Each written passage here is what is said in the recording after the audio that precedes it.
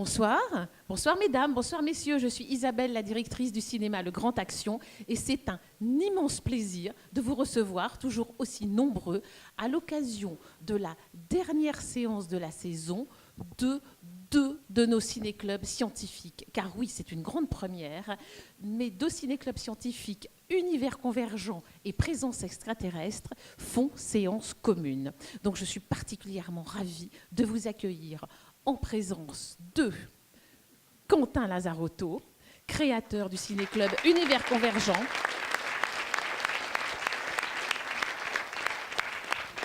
Quentin est venu en compagnie du directeur adjoint de l'IHP, Rémi Monasson. Rémi, c'est un grand plaisir, une grande première de vous accueillir. Nous avons les trois hommes créateurs du ciné-club Présence Extraterrestre que je suis vraiment ravie de voir tous les trois. Péric Pitrou, anthropologue.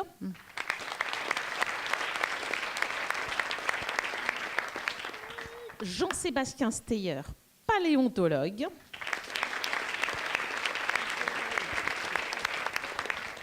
Et Roland Lehoucq, astrophysicien.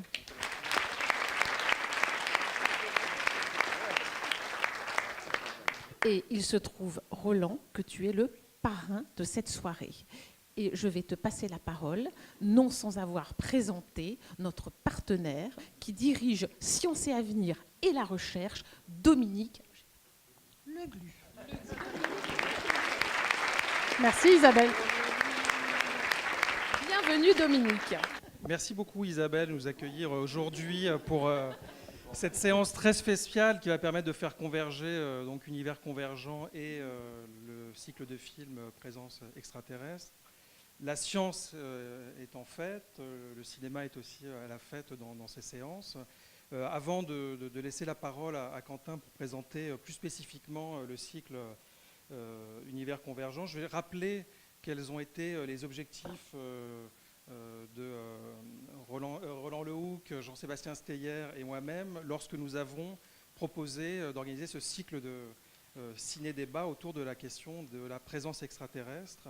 C'est un programme qui est financé par Paris Sciences et Lettres dans le cadre d'un axe de réflexion transversale et interdisciplinaire qui s'appelle « Origine et conditions d'apparition de la vie », qui vise à réfléchir aux différentes façons de concevoir le vivant sur Terre et hors de Terre, le vivant tel qu'il est, le vivant tel qu'il pourrait être. Et pour essayer d'explorer les imaginaires, l'idée a été lancée de proposer un cycle de films durant l'année 2017-2018. Et cette année, nous avons accueilli une quinzaine de chercheurs en sciences humaines et en sciences de la nature pour discuter donc une sélection de 8 films qui mettaient en scène l'arrivée des extraterrestres sur Terre. Et je peux vous annoncer dès à présent que l'an prochain, après quelques contacts avec des émissaires intergalactiques, nous allons pouvoir lancer une deuxième saison qui visera à mettre en scène les extraterrestres hors de Terre. Donc nous sommes encore en train d'élaborer le programme de ces festivités. Je vous donne rendez-vous le 7 novembre, qui sera, s'il n'y a pas de changement, l'ouverture du prochain cycle. Voilà, donc je passe tout de suite la parole à Quentin et merci encore pour votre accueil au Grand Action. Ça a été un plaisir depuis le début de l'année. Bravo Péric, c'est une super nouvelle.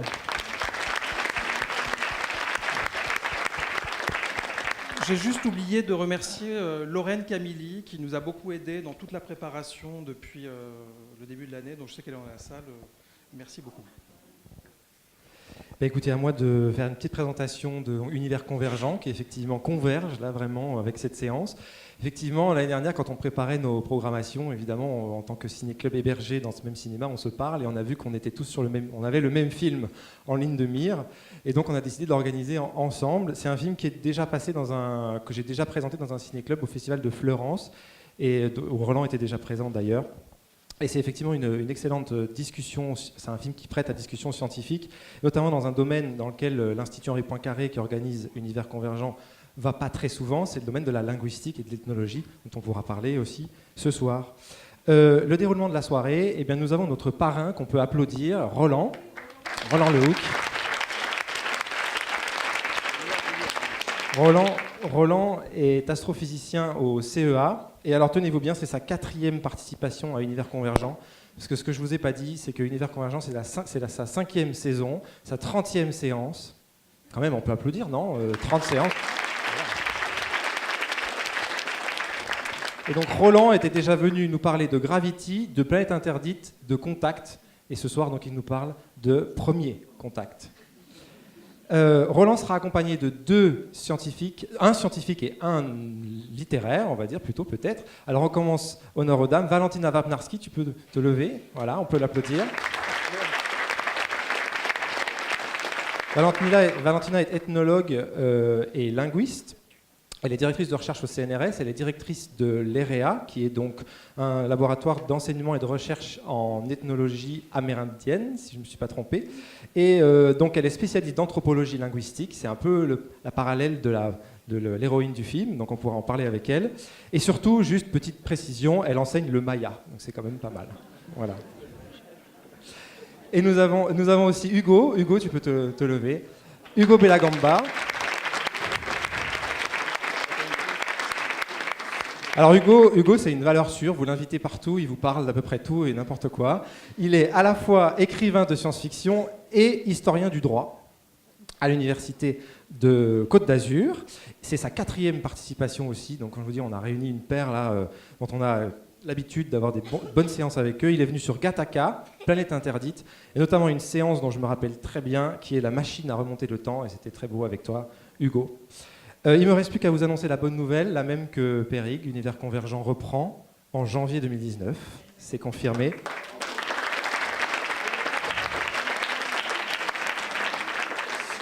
Et je vais passer, Sylvie Benzoni, directrice de l'Institut, n'a pas pu être parmi nous, donc je vais passer la parole à Rémi Monasson, qui est notre directeur adjoint. Merci. Oui, bonjour, donc je serai très bref. Je voulais vous souhaiter la bienvenue au nom de l'Institut Henri Poincaré. Alors, l'Institut Henri Poincaré, c'est bien sûr un institut très important pour la recherche en mathématiques et physique théorique, mais c'est aussi une institution qui a beaucoup d'actions vers le grand public, et le Ciné-Club est très important dans ce cadre. Et je suis très content de voir autant de monde ce soir, comme tous les soirs, à chaque fois qu'on a une séance d'ailleurs. Et alors, je voudrais aussi remercier Quentin, qui travaille énormément pour l'organisation de ce Ciné-Club, et puis nos partenaires, notamment Le Grand Action, et aussi nos partenaires plus récents, et en particulier Sciences et Avenir, et sa directrice, et à laquelle je donne la parole maintenant. Voilà.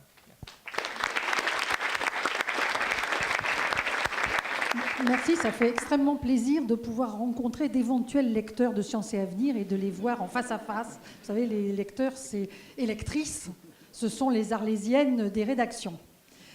Effectivement, en même temps, savoir qu'il y a un tel panel qui fait les présentations, c'est formidable.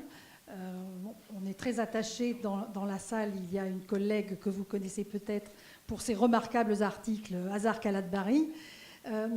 Nous les rencontrons tout le temps, mais c'est bien aussi de les voir dans des moments festifs où ils ne sont pas totalement plongés dans leurs équations ou dans leurs nouvelles idées, encore que nous en bénéficions. Et je suis ravie que tout cela se passe dans ce cinéma que j'adore depuis de tellement nombreuses années, sachant que j'ai commencé mes études dans la fac d'à côté. Et ça fait toujours plaisir d'être ici. Donc merci beaucoup Isabelle. Et s'il y a à remettre le couvert, eh ben, nous le remettrons. Merci beaucoup Dominique.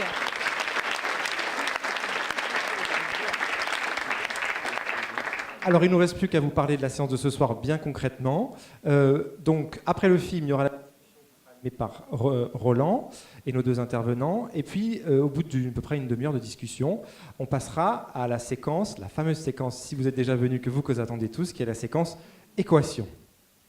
Pourquoi la séquence équation ? Ce ciné-club étant organisé par l'Institut Henri Poincaré, on a décidé cette année de vous ramener dans ces débats sciences-société une équation en lien avec le thème de la soirée, avec lequel nos intervenants travaillent, ou en tout cas, c'est une équation qu'ils admirent. Et donc Roland a accepté de se prêter au jeu d'une petite présentation d'une équation sur la lumière, une équation lumineuse. Voilà.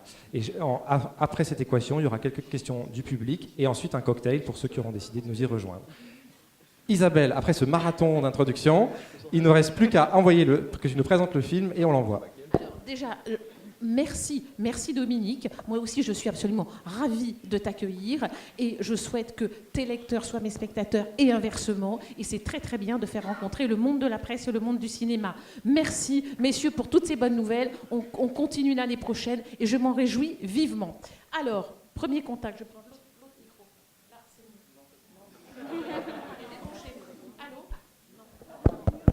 Alors, Premier Contact est un film réalisé en 2016 par Denis Villeneuve, cinéaste québécois qui s'est fait connaître par le monde entier avec Incendie.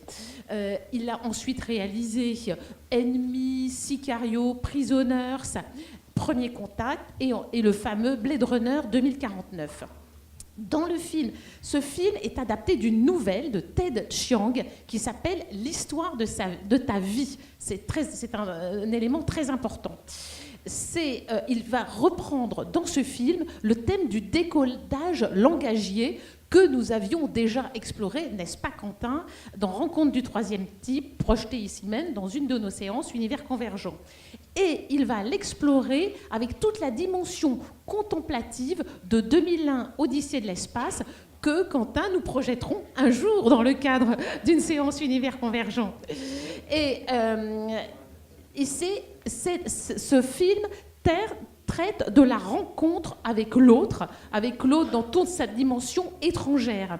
Et vous bavardez dans les rondes, messieurs. Évidemment, on peut l'interpréter de différentes façons, mais actuellement, avec toute la question migratoire, on peut aussi y voir une allégorie sur notre rapport aux migrants.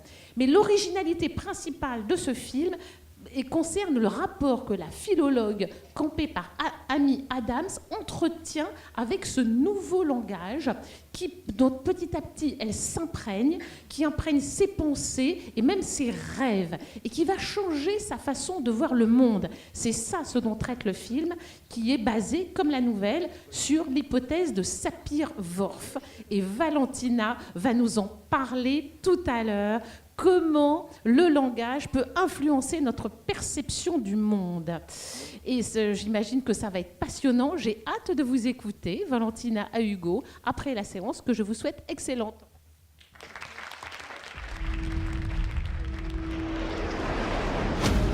Good morning. Today we are talking about Romance languages. Any news you want to share? 8 hours after landing, there's still no signs of first contact. The objects measure at least 1,500 feet tall. Mama, what's going to happen? I don't know. More objects like this have landed around the world. Dr. Banks, I'm Colonel G.T. Weber. You're on the top of everyone's list when it comes to translations. I have something I need you to translate for me. Is that... Not everyone is able to process experiences like this. When's the last time you did something stressful? Does now count? We need answers as soon as possible. What do they want? Where are they from? You ready?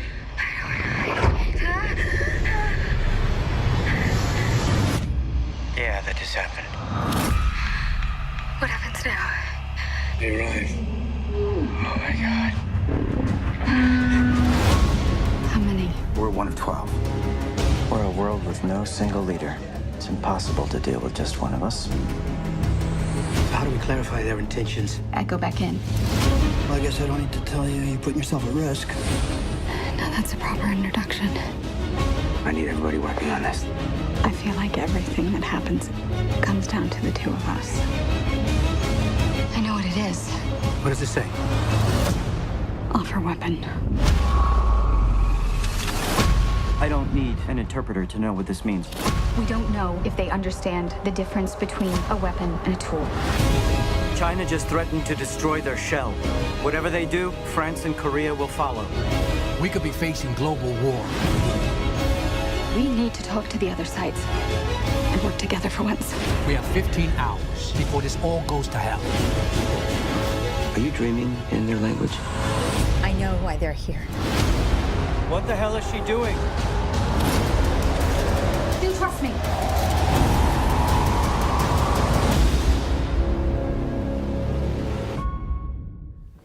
Bien, alors on est parti pour un peu de sématiographie, si c'est bien le bon terme. Roland, juste avant de te passer la parole, si je peux dire un tout petit mot sur le film, et puis tu verras, ça se terminera par une question. Je voulais juste dire que moi, c'est un peu ma séance chouchou du cycle, parce que j'aime beaucoup la science-fiction, et je pense qu'on est d'accord pour dire que ce film va marquer l'histoire de la science-fiction au cinéma. On est d'accord, vous qui êtes un spécialiste de science-fiction. Et je voulais juste attirer l'attention sur les choix de Villeneuve au moment de l'arrivée des aliens, parce qu'on est complètement aux antipodes de tous les poncifs des arrivées de films, si on pense à Independence Day, Signe, tout ça. Ils arrivent toujours dans un grand fracas, il y a toujours le type de la CIA ou du FBI qui voit le machin arriver et tout ça. Et là, on est dans un silence relatif, une forme de surprise. Il y a juste ce tout petit accident de voiture là qui est absolument génial. C'est la seule chose qui se passe vraiment. Et donc j'ai trouvé ça vraiment intéressant parce que j'ai un peu le sentiment que c'est un petit peu ça qui se passerait en vrai. Alors Roland, ma question c'était s'ils arrivent, qu'est-ce que tu fais toi ? Pas bien clair, ça dépend où ils arrivent. Et comment ? Là, quand même, dans Independence Day, évidemment, il y a plus de fracas, mais il y a souvent l'arrivée de ces E.T. pour montrer qu'ils sont quand même, c'est pas des guignols. Il y a quand même un vaisseau incroyable qui se pose. Là, cette espèce de structure qui tient sans rien et qui est quand même assez grande, c'est très impressionnant. Disons qu'on ne peut pas être autrement que très impressionné. D'ailleurs, c'est douteux que des Chinois, des Russes ou qui que ce soit d'ailleurs aient envie de tirer quoi que ce soit sur des gens qui sont capables de maîtriser la gravité. S'ils arrivent comme ça, mon conseil, c'est il ne faut pas qu'ils croient qu'on leur veut du mal d'une façon ou d'une autre. Ce qui n'est pas si simple, parce que précisément, et on va en parler, il y a tous les problèmes de communication. On ne sait pas si on arrive, nous venons en paix, et puis eux, ça veut dire autre chose. Voilà, donc ils ont un tel niveau technique, tirer nos missiles et tout ça, c'est juste une plaisanterie. Donc en plus, ils maîtrisent la gravité, enfin, vous avez vu, c'est assez clair, d'abord leur vaisseau, et puis à l'intérieur, même dans le vaisseau, ça change. Donc, il ne faut pas faire chier ceux qui maîtrisent la gravité. Ça, c'est mon conseil de physicien. Voilà, c'est mon conseil de physicien. Voilà. Après, on peut discuter, il faut être gentil et tout ça. Donc, oui, s'ils arrivent, je ne sais pas, c'est embêtant, parce qu'on est vraiment dans une situation... D'abord, ils sont venus et ce n'est pas nous. Donc, nous, on a l'histoire humaine qui nous montre que ceux qui viennent et ceux qui sont par rapport à ceux qui sont sur place, qu'on vient visiter, en général, il y a des soucis. Donc il y a plein de questions qui se poseraient. Enfin, je pense que ça serait un fracas intellectuel, philosophique, psychologique, spirituel. Enfin, ça serait un fracas énorme, un truc énorme. Même s'il n'y a pas de bruit dans leur arrivée, dans la tête des humains, ça va vraiment changer des choses. Ça, c'est clair. Alors après, moi, je ne sais pas. Ça dépend. Si je suis un peu plus vieux, je dirais, ouais, j'y vais pour voir ce qui se passe. mais ça serait inquiétant. Ça pourrait être très inquiétant. Je serais certainement partagé entre l'inquiétude et l'incroyable, enfin de voir ce vaisseau. Les scènes de début sont spectaculaires quand même. Enfin, je veux dire, on verrait ça, on se dit waouh. D'abord, c'est beau, c'est le scène sans fondeur de la science-fiction, l'image qu'on voit, ce qui fait que la science-fiction aussi a plu. Des couvertures de pulps, alors bon, des fois un peu outrées, il faut reconnaître, un peu colorées, flashy, et puis avec des pulps, des pin-up et tout ça, mais il y a un aspect tout à fait fort dans ce film du Sense of Wonder quand on voit ces vaisseaux, comment ils se déplacent, comment ils sont posés, et puis il y a la scène avec les nuages. Enfin, c'est juste, ils ont chiadé les scènes, quoi. De ce point de vue-là, ça donne envie de les voir, mais en même temps, ils ont l'air forts, quoi. Il faut se méfier des gens qui ont l'air forts. Donc, du coup, c'est un peu surprenant qu'ils arrivent avec leur, ils nous offrent un truc. Enfin, c'est surprenant. C'est pas non plus canonique, ça, pour le coup. Ils offrent quelque chose. Et on a du mal à comprendre ce que c'est. D'ailleurs, la linguiste a du mal à comprendre au début, et même tout le monde a du mal à comprendre ce que c'est. Bon, mais je pense que Hugo et Valentina, ils ont des avis aussi sur... Peut-être juste avant de leur passer la parole, peut-être toi qui viens de mener 8 séances avec Périg et Jean-Sébastien autour des extraterrestres et de leur arrivée sur Terre, peut-être ceux-ci sont un peu particuliers, peut-être. Qu'est-ce que tu en penses ? Oui, ceux-là, ils ont, du point de vue, je parle un peu pour Jean-Sébastien, mon vieux compère, mais il m'interdira, enfin il me reprendra si j'ai une bêtise. Mais ce qui est vraiment intéressant, c'est que ce sont manifestement des êtres intelligents, en tout cas ça c'est tout à fait clair, et qui ont une forme qui n'est pas... Ça marche ? Ah, je sais pas, peut-être c'est pas assez près. Ah oui, c'est mieux comme ça. Et que, voilà, c'est juste un problème technique. Là, non. Là, oui. Voilà, c'est facile, c'est de la physique. Et qui n'ont pas une forme humanoïde, pour une fois. Ils ont une forme, un peu inquiétante par certains aspects, il faut reconnaître un peu inquiétante. D'ailleurs, on voit l'effet que cette photo volée, finalement, transmise sur les réseaux sociaux dans le film, a pour effet d'affoler un peu les gens. Mais ils sont très intéressants pour ça. Et donc Jean-Sébastien a fait toute analyse. On a écrit un article commun avec Frédéric Landragin dans la revue Bifrost sur justement, en particulier, l'analyse de ces extraterrestres qu'est-ce qu'on peut en dire, quelqu'un qui est biologiste, à quoi il les comparait, s'il y avait... Il n'y a pas de biologiste dans le film. Il y a une linguiste, ça c'est une base de discussion, évidemment, on veut comprendre ce qui se passe. Donc, à la limite, tel qu'on voit dans le film, c'est presque la seule personnage vraiment importante. Le physicien, on ne comprend pas pourquoi il est là, quoi. Enfin, si, il y a une utilité future, mais pour l'instant, il n'a aucune espèce d'importance. Il n'y a aucune idée, il a dit aucune idée, il a juste dit qu'un douzième, c'est 0,0833, enfin... Je veux dire, c'est pas besoin d'être physicien pour faire ça, quoi. Donc, on va revenir sur ça plus tard. Il sert à être, tu sais... Mais un anthropologue ou un biologiste, quelqu'un qui les regarde et essaie de comprendre comment ils peuvent fonctionner, ça peut être intéressant, parce que si les militaires étaient si inquiets que ça, il veut peut-être essayer de deviner, en les regardant évoluer, quel genre d'armes ils pourraient avoir, quel genre de, je sais pas, de bactéries, de lasers, j'en sais rien, qu'ils pourraient avoir contre eux. Alors après, ils mettent une... Oui, non, mais ils participent. Non, c'est un soutien mort. Bien sûr. Oui. Mais il n'y a pas besoin d'un physicien. Je veux dire, il aurait pu être un mathématicien, il aurait pu être un anthropologue, ça aurait pu être un autre linguiste, ça aurait pu être quelqu'un qui réfléchit et qui a sincèrement envie d'engager la conversation avec qui suit. Alors si, il a un rôle aussi, c'est il dit au Millie un peu obtus, mais pas tant, que la fille a raison. Il dit, écoutez-la. Et donc il soutient, par son soutien, effectivement, le Millie, il écoute un peu ce que dit la fille, même s'il est un peu radicace, qu'il veut comprendre ce qui se passe. Il n'est pas si bête que ça, il veut juste des arguments compréhensibles à son niveau et qui puissent répercuter au niveau du dessus, qui est encore plus bête que lui. Donc c'est ça son usage, son utilité dans le film. Alors, on en reparlera tout à l'heure dans la comparaison avec la nouvelle de Ted Chiang, je ne sais pas si certains d'entre vous l'ont lu, ça c'est vraiment intéressant, cette comparaison à faire, et comment c'est présenté dans la nouvelle, et la combo, comme on dit chez les gamers, l'alliance qu'on peut faire entre le film et la nouvelle, les deux à la fois, c'est vraiment un truc explosif qui est vraiment intéressant pour le coup, les deux à la fois. Et donc ces extraterrestres sont intéressants parce qu'ils sont pour une fois non humanoïdes, intelligents, non humanoïdes, un peu inquiétants, mais oui, mais finalement il y a une espèce de barrière entre eux et nous, ils ont l'air d'être un monde vraiment différent, un peu vaporeux, peut-être froid, enfin bon. Et puis ils ont quand même des choses inquiétantes, enfin cette main à 7 doigts, j'arrive pas à le faire, qui s'ouvre, ça fait assez peur, enfin ça peut être inquiétant, ça fait un peu poulpe. Ils ressemblent aussi à des poulpes, qui sont des animaux réputés avoir une intelligence, une capacité de communication plutôt développée. Donc on voit aussi de quoi peut-être Villeneuve et ses creature designers se sont inspirés. Donc c'est ça qui est intéressant, c'est de faire la comparaison avec le monde réel, et peut-être si dans l'équipe il y avait eu un biologiste, mettons un zoologue, un naturaliste, il aurait pu deviner, imaginer des choses sur le fonctionnement biologique de ces aliens. Donc là, c'était centré vraiment sur la communication. Donc c'est vraiment le point, c'est le point de la nouvelle d'ailleurs. Donc bon, c'est assez logique, il n'y a pas autre chose. Je sens ton honneur de physicien piqué au vif. Oh non, pas du par tout. L'inutilité flagrante il ne sert à de ce rien, mais physicien. dans la nouvelle, il est indispensable. Tu sais, c'est un archétype du film de SF américain, ce qu'on appelle la science en blouse blanche, ça, c'est un point, qui n'y comprend rien. Scientifique, ça, on le voit très clairement. Là, c'est une linguiste, mais elle est clairement dans la catégorie des scientifiques. D'ailleurs, au début, l'autre lui dit, bon, écoute, avant la langue, t'es gentil, mais il y avait la science. Il dit, ouais, t'es gentil, mais bon, enfin bref, on sent qu'il y a une sorte de négation, finalement, que la linguistique puisse être une science. Et donc là, il y a deux scientifiques, il y a une alliance, et puis il y a toute une équipe avec eux, qui sont des techniciens, ou des gens déjà aussi des scientifiques, mais c'est pas les patrons, c'est pas eux les boss, mais ils sont, voilà, il y a une alliance objective, scientifique, militaire pour ce problème-là, et on le voit, alors ça, Hugo peut être intarissable là-dessus, on le voit dans beaucoup de films de science-fiction, l'alliance, et pas que dans la vraie vie, mais dans le film de science-fiction, l'alliance scientifique-militaire pour l'exploration, si on pense à Star Trek par exemple, qui est un rare cas où il y a des scientifiques, c'est pas des vrais milices, c'est pas des vrais... Enfin, Hugo, voilà, je te laisse la parole à Hugo pour nous dire tout ça. Oui, je te dis d'abord parce que j'ai lancé sur ça, mais après, parce que je sais que Valentina... Mais on rigolait pendant le film, je l'entendais... Donc il y a tellement de choses à dire aussi. Bon, d'accord, allez. Alors, donc le meilleur pour la fin. Et donc moi j'ai amené le livre aussi, voilà, donc La Tour de Babylone, c'est un recueil de nouvelles donc de Ted Chiang, qui est un auteur américain.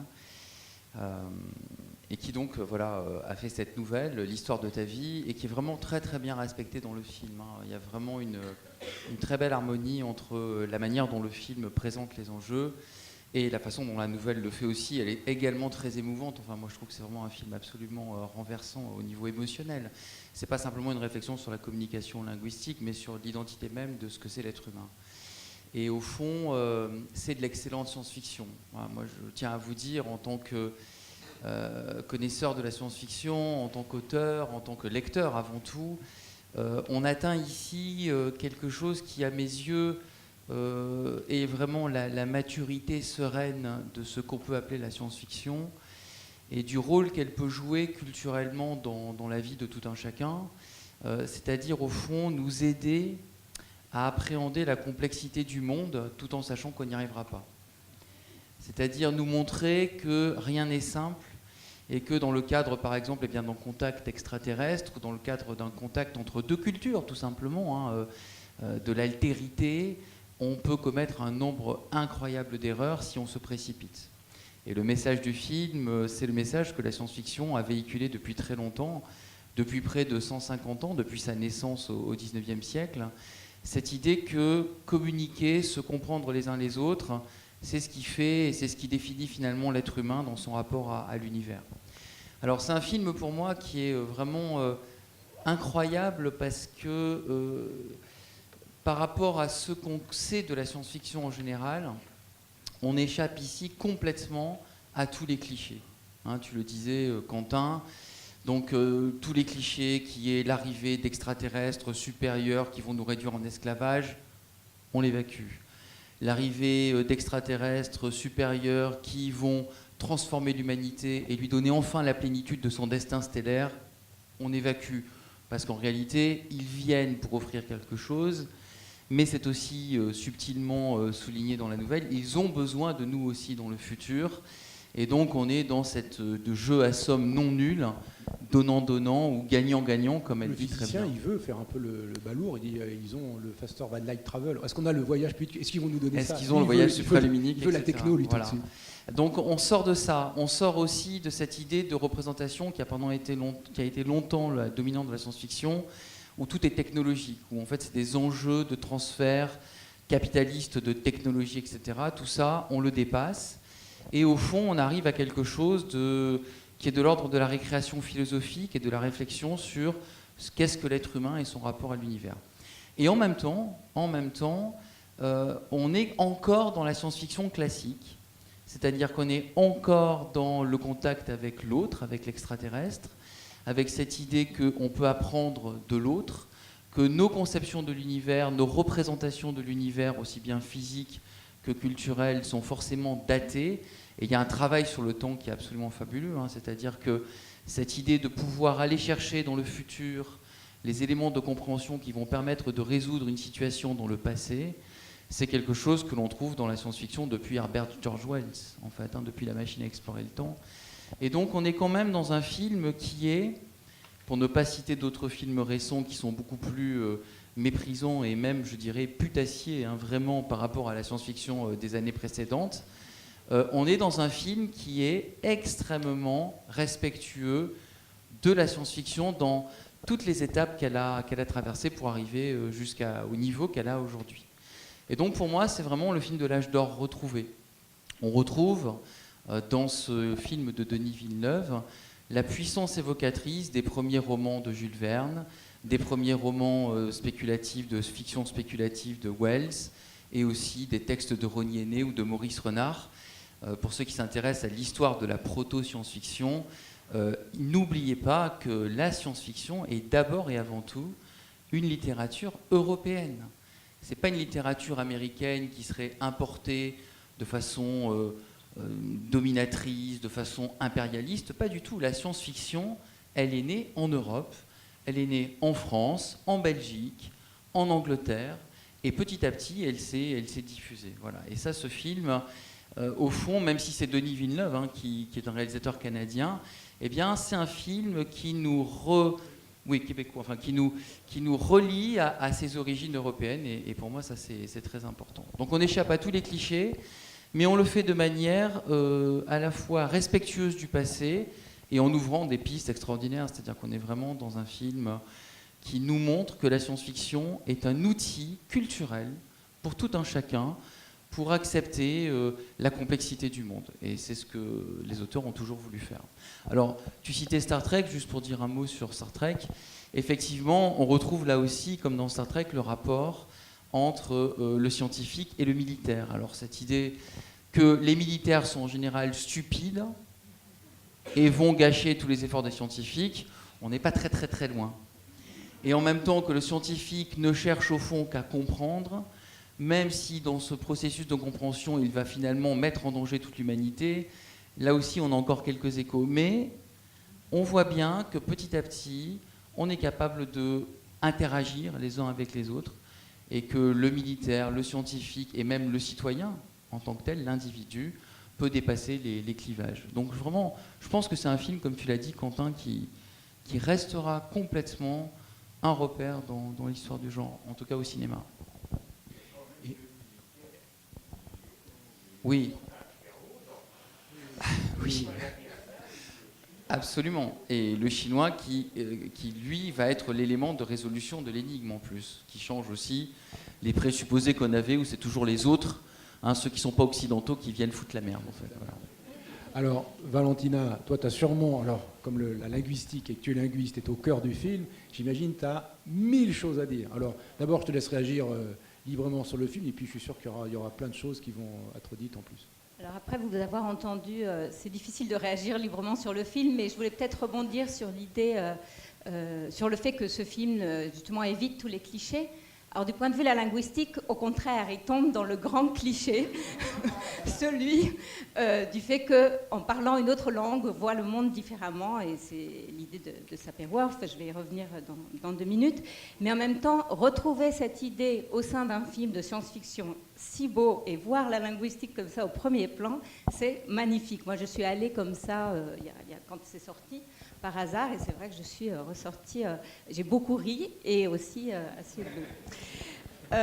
Donc l'hypothèse, enfin peut-être que tout le monde n'est pas familier avec l'hypothèse Sapir-Whorf, même si elle a été définie très rapidement par la linguiste, je crois, et même par une voix off, c'est l'idée que Sapir et Whorf sont 2 grands linguistes, et Sapir aussi, enfin ethnolinguiste ou anthropologue linguiste de la première moitié du XXe siècle aux États-Unis, des disciples de Boas, et c'est toute une école qui a travaillé beaucoup à une analyse très minutieuse de langues très exotiques, différentes, qui étaient les langues parlées en Amérique du Nord, et avec cette idée d'explorer les relations entre langue et culture. Et Sapir et Whorf ont développé cette idée d'un déterminisme de la langue sur la culture, ou plutôt sur notre façon de penser. Et Whorf a voulu tester l'hypothèse sur un domaine très important qui était celui du temps. Et donc il a comparé les modes d'expression du temps en Hopi aux modes d'expression du temps dans nos langues, montrant qu'il y avait des différences assez fondamentales et qui touchaient d'autres aspects de la langue, par exemple le fait que en Hopi, vous ne pluralisez pas tout de la même façon dans la langue. Il y a ce qu'on appelle les pluriels imaginaires, pour lui qui sont des pluriels en absence. Par exemple, vous comparez, vous êtes beaucoup, là vous êtes peut-être 100 ensemble, donc ça je peux pluraliser en Hopi. Mais si vous étiez venus 100 les uns après les autres et que je ne vous les avais pas vus ensemble, on n'utiliserait pas cette marque de pluriel. Et donc ça s'applique au temps. On ne peut pas parler de 3 jours comme de 3 hommes, puisqu'on ne voit jamais 3 jours en même temps. Une autre différence, c'est l'utilisation très prégnante dans nos langues des métaphores spatiales pour parler du temps. Le temps arrive, les jours filent, ils sont courts, ils sont longs, etc., qui est moins répandu dans cette langue, ou encore quelque chose qui apparaît dans les traductions à la fin. C'est drôle quand elle dit, quand il parle de la mort de l'un de Costello, je crois, ou de l'autre, et il dit, il est processus de mort.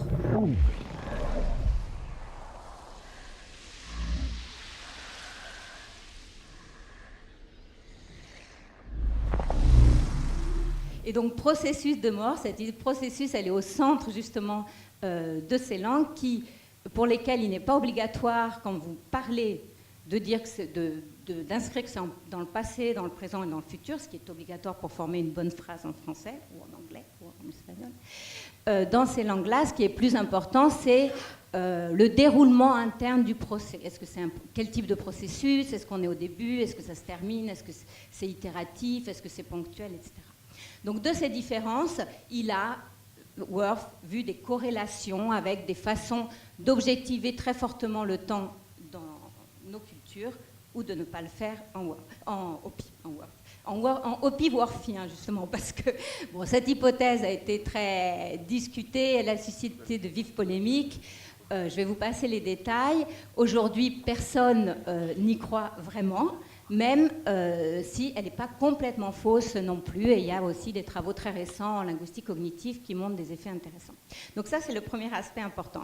Là, excusez-moi, Valentina, dans le film, en plus, non seulement ils reprennent cette hypothèse, mais ils la poussent vraiment jusqu'au bout. C'est-à-dire, non seulement ça forme votre culture et votre façon de, disons, penser le monde, mais là, ça carrément... ça transforme, ça donne le pouvoir. Elle est transformée physiququement. Complètement, c'est organique. Oui, bien exactement. sûr. Donc là, il la pousse au bout. Quoi. Et il lui donne des potentialités cognitives totalement différentes. Donc elle change, c'est ce qu'on n'accepte plus, hein, d'un système à un autre. Et donc elle acquiert cette possibilité de se faire toucher le passé et le futur. Hein. Et comment ils transmettent ça dans le film? Alors, c'était très compliqué de le faire par rapport à la langue orale. Hein. Déjà, l'explication, elle a pris 5 minutes et le passé était très clair. Dans un film, ça pouvait passer. Donc, l'idée, c'était de créer des signes circulaires. Hein. Donc, on a recours à une vision graphique de la circularité pour dire, bon, ils pensent, enfin, la langue qui est une langue écrite, et en plus, ils disent que la langue écrite n'a rien à voir avec la langue orale, hein, dans le film. Donc, la langue écrite, voilà, lui permet de se faire se toucher le passé, le futur, les causes et les effets, et ensuite elle va jouer là-dessus. Ça, c'est un premier point intéressant. Il y a un autre point très intéressant dans le film, qui est beaucoup plus moderne en termes de linguistique, c'est la question de rapport interactionnel et très organique à la langue. Elle dit au début, vous savez, quand il passe Forrest arrive et il passe le message oral, il dit, moi je ne peux pas avec un enregistrement, il faut que j'y aille. So what can you tell me? I can tell you that it's impossible to translate from an audio file. I would need to be there to interact with them. You didn't need that with the Fosse translations. I didn't need it because I already knew the language, but this is... Et tout le film, c'est une progression de contact. Il y a le premier contact, qui est très lointain, de contact de plus en plus direct et interactionnel avec les autres, hein, ceux avec qui elle parle, et ce n'est qu'au moment où elle brise la glace, hein, où elle est face à face, non seulement face à face, elle les a touchés avant, il y a toute la question de la gestuelle, et là où elle est dans leur monde, elle respire leur air, qu'elle peut communiquer. Alors cette question, moi je n'ai pas encore lu la nouvelle, j'ai su par hasard que c'est une collègue mayaniste, aussi spécialiste de langue maya, qui a été consultante sur le film et qui apparemment leur a dit non, à un moment il faut qu'elle enlève tout et qu'elle aille leur parler. Et c'est pas pour rien, cette linguiste est une linguiste de terrain. Et quand on est linguiste de terrain et qu'on veut apprendre la langue, il faut qu'on y aille, voilà, qu'on se dénude et qu'on essaye de parler. C'est ça l'anthropologie linguistique, on est dans l'interaction. Et il y a la question du coup du dialogue qui est essentielle. Et je pense que le physicien, il est aussi là pour être un autre qui dialogue avec elle. Il fait le sidekick, mais ça aurait pu être encore autre chose qu'un physicien. Oui, mais voilà, il lui faut quelqu'un qui dialogue avec elle. Oui, il faut qu'il soit deux, parce que quand elle mime, Yann marche, il faut qu'il y ait un gars qui marche. Parce qu'elle peut pas dire, elle pourrait dire je marche. Oui, mais il faut aussi qu'ils parlent ensemble, il faut qu'elle dise moi je suis Louise et lui c'est Ian. Donc, et en face, il y en a deux aussi, il n'y en a pas qu'un. Donc en fait, on est vraiment dans une situation de contact linguistique aussi, parce qu'il y a deux interlocuteurs de chaque côté. C'est d'ailleurs sa première question. Combien de locuteurs dans le film? Et l'autre, alors il y a l'autre aspect, c'est la question du contexte. Celle-là, elle est un peu plus, parce que le contexte, quand on traduit, on a besoin d'un peu de contexte pour se faire comprendre, surtout quand c'est des langues si différentes. Là, en revanche, dans le tunnel, il n'y a rien comme contexte. Donc, ils en créent un peu. Voilà, ils en créent un peu. Bon, je ne sais pas comment ils arrivent à traduire le concept de temps avec les petits machins qu'ils apportent, mais... Il y a une autre idée qui moi, d'ailleurs, on le voit, enfin, cette idée-là apparaît deux fois. D'abord, on voit un portrait Chomsky dans le bureau. Ah ben alors là, voilà. Il y a un portrait Chomsky dans le bureau. Quand le Mili arrive au début, il y a un portrait de Chomsky. Donc ça fait référence évidemment à la grammaire universelle de Chomsky. Et deuxièmement, son bouquin s'appelle « La langue universelle ». D'accord. Donc là, il y a aussi le deuxième poncif, enfin la deuxième grande idée ou la deuxième chose à discuter en linguistique très importante sur l'hypothèse de cette langue universelle. Voilà. Et l'hypothèse chomskienne est évidemment l'opposé total de l'hypothèse Sapir-Whorf. Elles ne sont pas on peut les comparer, mais on les Alors que là, il y a les deux en même temps qui sont alliés dans le... Puisque l'hypothèse chomskienne, elle est inéiste, c'est-à-dire que tout le monde naît avec les mêmes capacités linguistiques et finalement, les langues sont à peu près toutes les mêmes et puis on a des capacités cognitives différentes qui se ressemblent. Donc c'est exactement l'opposé. Et d'ailleurs, cette consultante linguiste dont je parle, elle est, elle, chomskienne. Donc elle a dû avaler beaucoup de choses, j'imagine, en consultant sur le film. Il y a un autre aspect qui, alors, je ne sais pas si vous l'avez vu aussi, en termes de communication, ce sont les écrans. Il y a quand même un écran entre eux, de verre, de glace, qui me semble très proche de nos écrans d'ordinateur et de téléphone.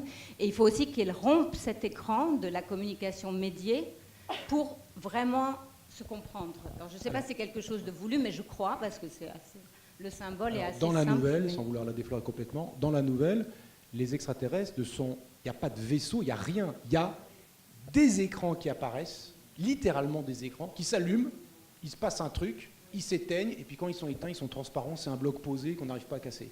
Puis un jour, ils ne s'allument plus jamais. Voilà, ou des miroirs. oui. Donc là, il y a vraiment, c'est physiquement un écran, il n'y a pas de vaisseau, on ne sait même pas où ils sont, où ils émettent, enfin voilà, il y a ça qui est là, et ils font avec, ils font faire avec. Ouais. Là, ils ont joué sur l'écran qui sépare quand même, ils sont séparés par l'écran, et c'est un moment où Et elle là, brise on a comme indiqué que c'est aussi parce que un biologiste aurait été utile pour savoir si c'est un vaisseau avec des extraterrestres dedans et qui sont séparés par une paroi qui permet d'avoir leur atmosphère, leur température, bref, leur confort de vie pendant que les humains ont leur confort de vie, ou c'est d'un vaisseau automatique avec un écran qui met une image qui vient d'ailleurs, et derrière l'image, il n'y a rien, c'est un écran. Voilà, Vraiment. Skype. Exactement. C'est le Skype intergalactique. C'est le Skype, exactement. Le Skype intergalactique, exactement. Bon, ça, On ils doivent pouvoir le communique pas faire. par Skype. Vu leur niveau technique, ils doivent pouvoir le faire. Non, pas de souci, au contraire. Il y a aussi un élément intéressant qu'on n'a peut-être pas évoqué, c'est le rapport entre l'individuel et le collectif. C'est-à-dire qu'il y a effectivement la communication individuelle qui, à un moment donné, va marcher, mais la communication collective qui, au fur et à mesure où l'individuel marche, le collectif se désagrège complètement. C'est là où tous les liens entre les différents laboratoires qui étudient la langue des heptapodes finissent par se briser. Et c'est toujours par l'individu que va se rétablir la communication collective. Donc là aussi, ça c'est un schéma de la science-fiction qui est bien répandu et qui est très important. C'est quelle est la place de l'individu, comment on gère cette dissymétrie entre la société, une société qui peut être ce qu'on appelle une subjectivité collective. Finalement, nous sommes tous ici, nous formons une communauté, et nous formons une sorte de collectivité, mais chacun reste un individu. Et bien souvent, pour des raisons simplement narratives, d'efficacité du récit, eh bien, il faut cet individu, cet élément qui va être en avant-garde de la situation. Et là, en l'occurrence, c'est tout à fait le personnage de Louise. Donc on reste aussi sur un schéma classique. C'est pour ça qu'il faut que, par exemple, le physicien interagisse avec elle. Mais on reste toujours, si vous regardez bien, toute l'histoire nous est racontée du point de vue de Louise. On commence avec Louise, on finit avec Louise. Et donc le référentiel de compréhension, la manière dont on vous fait rentrer dans l'histoire, c'est par les yeux et le vécu et le ressenti de Louise. Donc c'est vraiment... L'histoire aurait été racontée différemment si elle avait été vue du point de vue du physicien. Tu vois ? Donc c'est un choix aussi qui est tout à fait un choix narratif délibéré pour vous faire vivre une certaine histoire qui ne vous empêche pas de reconstruire l'histoire qui aurait pu être l'histoire, par exemple, du point de vue des politiques, comme on le voit souvent dans d'autres récits ou d'autres films de science-fiction. Et juste pour revenir sur le langage, alors effectivement, du coup, ça fait rire parce que tu nous dis finalement en fait c'est stupide, c'est pas du tout ça, enfin pas stupide, mais c'est pas du tout ça. Et bien souvent la science-fiction elle échoue parce qu'elle n'est pas à la hauteur de la science, tu le sais bien. Roland et Jean-Sébastien et d'autres se servent de la science-fiction pour faire de la vulgarisation, mais bien souvent on commence toujours par pointer du doigt que là ils se sont plantés, tu vois, regarde comme ils sont mauvais. Mais en réalité ça marche quand même en termes de communication, et c'est ça qui est génial, c'est-à-dire que même si ce qu'on vous a raconté est en partie largement faux, et qu'un spécialiste de la discipline en question va toujours commencer par vous dire « non mais là, ils sont tombés pile dans le truc où il ne fallait pas », malgré tout, vous avez suivi l'histoire, ça vous a intéressé, et du coup ça a enclenché en vous une réflexion sur qu'est-ce que c'est que communiquer avec quelqu'un dont l'altérité est complètement... voilà. Et on pourrait revenir sur l'anthropologie, tu parlais d'anthropologie linguistique. Moi, je fais un petit peu d'anthropologie juridique et c'est pareil. Il faut arrêter de juger les autres sociétés avec nos règles juridiques. Chaque fois qu'on essaye de plaquer une règle juridique sur un monde qui n'est pas le même ou une culture qui n'est pas la même, ça ne marche pas. Donc le premier acte que l'on doit faire, c'est d'abord comprendre comment fonctionne l'autre, et c'est ce qu'elle essaye de faire, pour ensuite, et c'est pour ça qu'elle dit cette fameuse phrase, pourquoi vous lui demandez ce qu'ils veulent manger, ouais, parce que si je ne lui pose pas simplement les questions de base, ils ne pourront même pas comprendre que c'est des questions. These are all grade school words. Eat, walk. Help me understand. Et pour Valentina, il y a des choses évidemment qui sont un peu outrées du point de vue de la linguistique, pour dire le moins, mais quand même cette interaction, si toi tu étais à la place de Louise, pas tout ce que tu ferais, mais il y a quand même des comportements qui ont l'air crédibles, c'est-à-dire quand il essaie de comprendre ce qui se passe, elle essaie de mettre des mots, de désigner les choses, de pointer avec son doigt, de créer des référentiels, de dire il marche, ben regarde, alors il faut que ça se crée lentement, et puis de demander des confirmations. Enfin, on a l'impression qu'il y a vraiment cet échange de donner des mots à partir de gestes, ou à partir d'actions, ou à partir d'objets, de confirmer, on recommence. Dans le film, il dit ça prend un mois pour commencer à faire des discussions élémentaires. Peut-être c'est plus long encore. En tout cas, on comprend que le processus est très long. Et d'ailleurs, c'est une voix off qui nous explique ça. Parce que s'il fallait le montrer à l'action, c'est hyper pénible. Ils rentrent, ils font, ils repartent, ils rentrent, ils font, ils repartent. D'ailleurs, le Mili donne bien ça. Il dit, vous avez 12 heures, enfin 18 heures, et à 2 heures, on recommence. Donc il y a cette espèce de processus on sent bien qu'il va être très pénible, très long. Mais est-ce que ça, c'est crédible, pardon, votre collègue ou vous-même, quand vous allez sur le terrain? Est-ce que c'est comme ça que ça se passe? Alors, oui, j'imagine que je projette presque autant qu'elle dans la tête des heptapodes. C'est-à-dire, comme je vois d'autres locuteurs, quand même, je suppose qu'ils pensent à peu près comme moi. Bon, là, ce qui est un peu gênant, c'est que c'est quand même des heptapodes. Donc, projeter tout ce qu'elles projettent dans leur esprit et supposer qu'ils la comprennent et qu'ils comprennent le concept d'humain quand elle fait ça et qu'elle montre les trois, c'est l'histoire du kangourou, d'ailleurs, qu'elle dit après. On ne sait absolument pas ce qu'ils comprennent. Donc, bon, évidemment, si moi, je vois des extraterrestres, je leur parle maya, d'abord. Puisque tous les extraterrestres, les mayas sont été des extraterrestres, en première chose. C'est bien connu, il y a des... Bon, ça risque pas de marcher. Puis il y a plein de langues mayas, donc je peux essayer les unes après les autres. Mais bon, la question de la gestuelle, c'est très intéressant parce que pour les langages humains, on dit pour l'acquisition du langage, ce qui est essentiel, c'est de pouvoir indiquer, c'est de pointer. Hein, et que sans les enfants qui ne pointent pas, malheureusement, ils ont souvent des développements autistes ou des problèmes langagiers. Donc, en fait, c'est ce qu'elle fait. Et les heptapodes aussi, ils pointent. Ils pointent très violemment, enfin, violemment, non, de façon très ostensive. Donc, ça, c'est un peu, évidemment, le truc un peu naturel. En même temps, c'est assez... le pointage est important, mais l'emphase sur le pointer et nominer est très occidentale. Par exemple, dans d'autres sociétés où on travaille sur l'acquisition du langage, il y a beaucoup moins ces jeux de pointage et de nomination que chez nous. Hein. Et l'enfant lui dit des choses beaucoup plus compliquées, d'ailleurs, et il acquiert différemment. Donc ça, c'est une vision très de chez nous qui marche. L'acquiescement, savoir si ce... Enfin, ça, c'est la grande question dans le film. Comment à ces concepts, je veux dire, et c'est sûr que comprend le concept. Ça, c'est pas très crédible. Quand nous, on fait du terrain, on est dans des situations où on a un contexte beaucoup plus riche et on interagit ensemble. Et donc, si ça marche pas et on se comprend pas, on va s'en apercevoir un moment. Mais là, il y a tellement peu d'interaction, finalement, que... Ouais, bon, apparemment, ça marche parce qu'elle apprend. Mais... Le film fait une ellipse là-dessus, c'est comme souvent dans les films, il faut quand même qu'on ne perde pas du temps sur le... Ouais.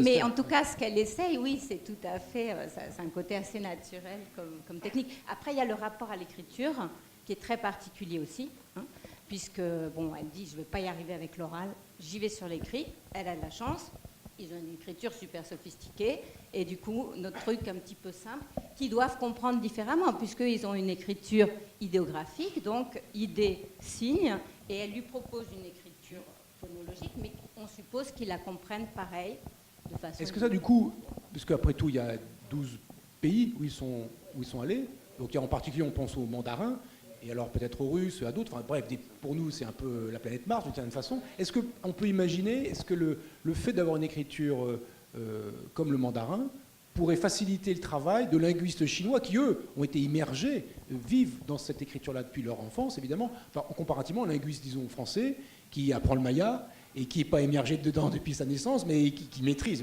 j'entends, mais qui maîtrise ça, mais qui n'est pas immergé à ce point. Ben là, il y a une grande différence entre effectivement la langue orale et la langue écrite, et surtout la langue écrite qu'ils utilisent, qui était effectivement beaucoup plus proche de l'écriture chinoise.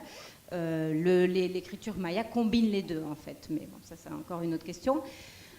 On peut penser effectivement qu'ils ont plus de facilité dans la comparaison des signes, dans la capacité à comprendre les signes de façon holiste et pas articulée. Il y a une sorte de... Le langage dans ce film, il n'est jamais vu de façon très articulée, en fait. C'est toujours holiste. Les signes, ils représentent des phrases très complexes. Les textes, ils sont des milliers de signes dont comme il y a cette idée de circularité du temps, on s'en fiche un peu de l'ordre. Donc en fait, c'est des représentations non linéaires au sens fort. Je pense que le futur, cependant, qui montre, le temps, cependant, il reste assez linéaire par rapport à l'histoire de la fille, puisqu'elle est inéluctable. Ils peuvent pas vraiment, ils ne font, en termes de connaissances, ils vont du passé au futur ou du présent au futur. En termes d'action, sauf l'histoire du chinois, ils agissent. En termes d'action, c'est le paradoxe de l'écrivain. Elle se donne dans le futur les éléments dont tu as besoin dans le présent. Voilà. Dans la nouvelle, ils utilisent le temps, voilà, ils utilisent le futur, très classiquement. En fait, dans la nouvelle, elle voit tous les rapports avec sa fille.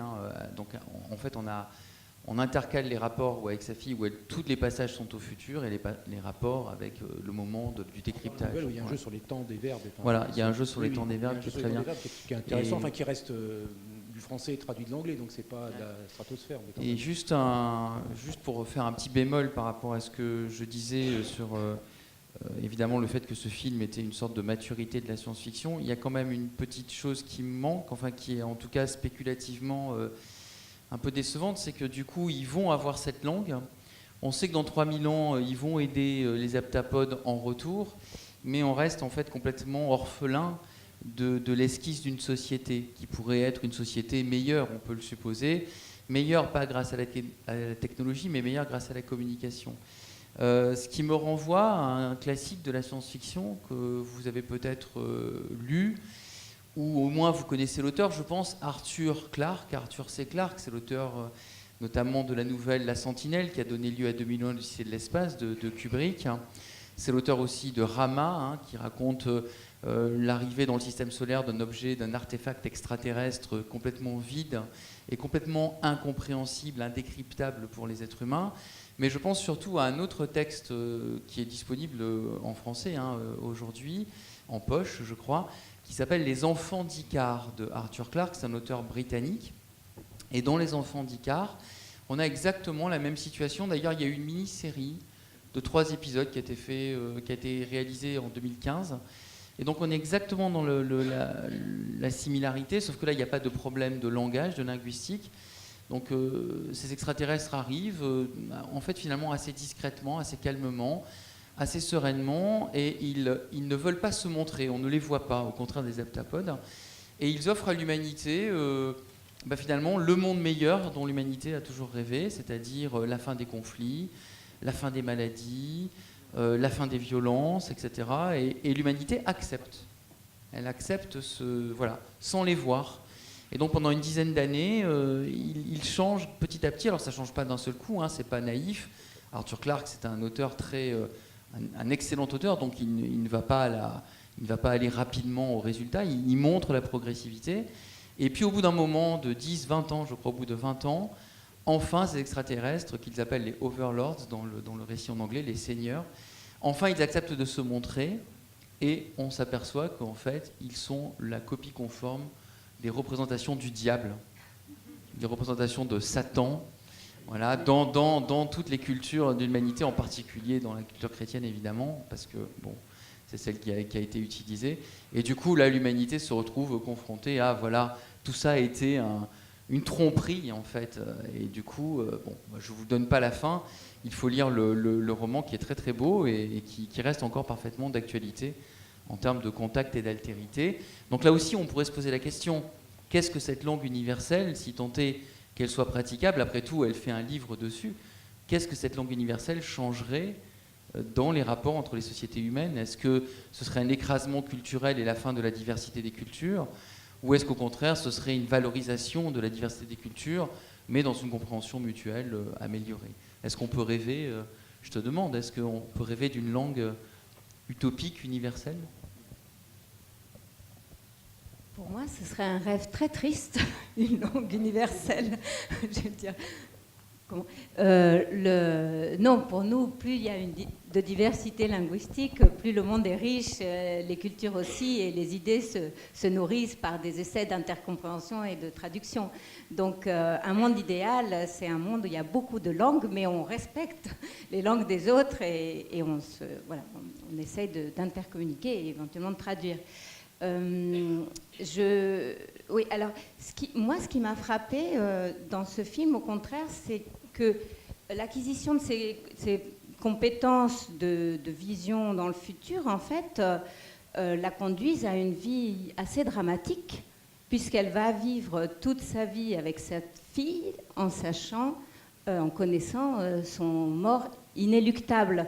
Donc, je n'ai pas vu ça spécialement comme un aspect très positif. Je me suis dit parfois, il vaut peut-être mieux ne pas connaître le futur. En tout cas, ce qui est très important, c'est de communiquer. Ce message, il est très fort dans le film, puisque finalement, les relations d'inimité et d'hostilité, elles se calment quand on arrive à reprendre la main sur la communication. On retrouve là le poncif de la science-fiction avec celui qui tout d'un coup maîtrise le temps, et en général, c'est pas vraiment un cadeau. Justement, on est en train de glisser lentement vers le sujet du temps. Roland, peut-être tu peux nous dire, toi c'est un de tes objets de travail quotidien, toi qui es spécialiste de relativité aussi, qu'est-ce que le traitement du temps t'a inspiré dans ce film? Et puis ça nous fera la transition vers ton équation. Alors là, le traitement du temps, tel qu'il est montré dans le film, ça évoque vraiment le paradoxe de l'écrivain, c'est-à-dire l'idée que dans un futur lointain, vous écrivez un livre que vous vous envoyez à votre moi du passé, et vous publiez le livre, et vous êtes une vedette parce que vous avez publié un livre, mais qui vous est transmis par votre moi futur. Donc là, c'est pas un livre, c'est une information qui va résoudre un problème présent, mais c'est ça l'idée. Donc là, il y a vraiment un paradoxe, évidemment. Il y a un problème de causalité entre ce qu'elle fait dans le présent, et elle a besoin de savoir ce qu'elle a fait dans le futur pour faire dans le présent. Donc voilà, ça évoque des paradoxes temporels en science-fiction, les voyages dans le temps et tout ce que ça provoque comme paradoxe, comme belles histoires, parce que c'est ça que ça provoque, des super histoires. Ça reste toujours là, on ne sait pas gérer ça en physique, évidemment. Et voilà, ça fait des belles histoires. Ça fait des très belles histoires, ou des histoires intéressantes, des histoires où il se passe des choses, des histoires où il y en a certaines qui sont vraiment spectaculaires, où il n'y a plus qu'un seul personnage qui se croise lui-même à différents âges et à différents sexes et qui procrée avec lui-même les enfants qui vont être qui est lui-même en fait. Et donc ça fait des histoires incroyables quoi. Donc je vous recommande, ceux qui savent, les autres ils regarderont. Alors on est tous prêts à retenir notre souffle, Roland, pour passer à la séquence. Alors l'équation du soir. Bonsoir. Alors cette équation, je l'ai choisie, elle a priori aucun rapport avec le film. Effectivement. Qu'est-ce qu'il nous fait le hook là, il déconne. Elle a a priori aucun rapport avec le film. En fait, je l'ai choisie parce qu'elle permet de parler de ce qu'il y a dans la nouvelle, qu'on a un petit peu évoqué. Le film est issu de cette nouvelle de Ted Chiang. Et dans cette nouvelle, le physicien, ça ne peut pas être autre chose qu'un physicien. Qu'un garçon, il y a des problèmes de biologique, il y a besoin d'engendrer une jeune fille qui finira par mourir, et donc il faut bien un garçon, parce que dans le livre, la linguiste est une linguiste, mais c'est un physicien. Et c'est lui, en fait, mais sans comprendre comment, c'est lui qui donne la clé à la linguiste. Parce que dans le film, comment elle comprend la linguiste? Elle est super maline, mais les extraterrestres font des petites passes magiques, on a l'impression, et puis boum, elle comprend les trucs. Bon. Il l'aide un peu, on ne sait pas bien comment, mais il y a des petites passes magiques. Dans le film, non, elle est vraiment intelligente. Elle est authentique. Dans le livre, elle est authentiquement intelligente, alors que le physicien, c'est juste un gars qui dit, on va essayer de communiquer. Donc, ils ont commencé à établir un schéma de communication avec ces heptapodes. Et les scientifiques, le gars, là, il est intéressé par le voyage plus vite que la lumière. Dans le film, dans le livre, pareil. Enfin, dans l'histoire, pas pareil. Mais enfin, il veut avoir une idée des techniques et de la compréhension physique, mathématique du monde des heptapodes. Donc, il leur montre des trucs de physique. Et les heptapodes, ils bronchent pas. Alors, le gars, il est un peu démoralisé. Il montre des trucs, ils s'en foutent. Ils ne bronchent pas, ça les intéresse pas, ils ne réagissent pas. Et il dit à la linguiste une chose, c'est quand on leur a montré le principe de Fermat et sa matérialisation, et on va discuter ce que c'est, ils ont réagi. Alors la linguiste, évidemment, il ne comprend rien en physique, il dit c'est quoi le principe de Fermat? Tu ne comprends rien, Valentina. Il y a même un dessin dans le bouquin, je ne sais pas une plaisanterie, il y a un petit dessin. Alors elle lui demande d'expliquer, et là elle dit « J'ai compris, je sais comment ça fonctionne cette langue ». Alors c'est quoi le principe de Fermat et comment elle a compris? Alors voilà le principe de Fermat. Et voilà ce qu'est le chemin optique. Le chemin optique, pour aller d'un point A à un point B, vous avez un rayon lumineux qui se déplace dans un milieu quelconque, n'importe quel milieu. Il se déplace d'un point A à un point B, et le chemin optique, quelque chose en fait qui est à voir avec la durée du trajet pour aller du point A au point B, ce chemin optique, il est compté comme ça. Quand vous prenez un petit morceau de trajectoire, le ds, ça veut dire un petit morceau de trajectoire. Vous le multipliez, une petite longueur géométrique, c'est des mètres. Vous le multipliez par ce n qu'on appelle l'indice optique, qu'on pourrait appeler la lenteur de la lumière.